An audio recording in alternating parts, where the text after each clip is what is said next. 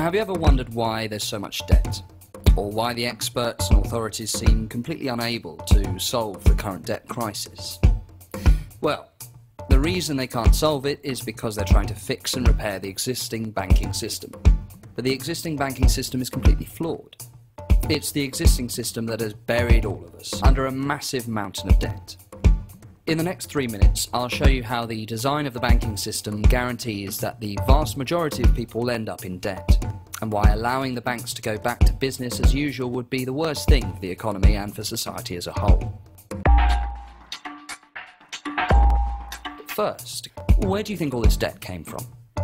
Many people would assume that a bank needs to get money from a saver before it can make a loan to a borrower. After all, isn't that what banks do? Taking money from people who want to save it and lending it to businesses and people who need to borrow. Well, not exactly.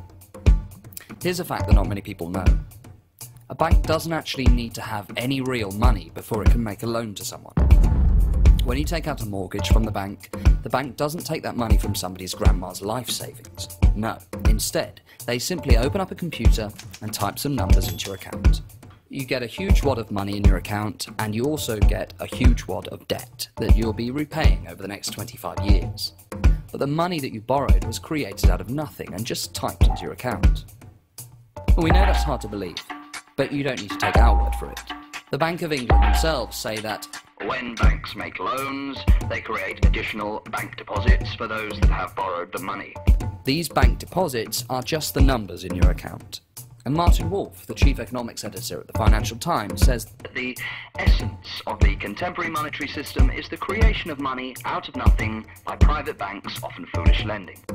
So almost all the money we use today is made in this way, out of nothing, by banks when they make loans.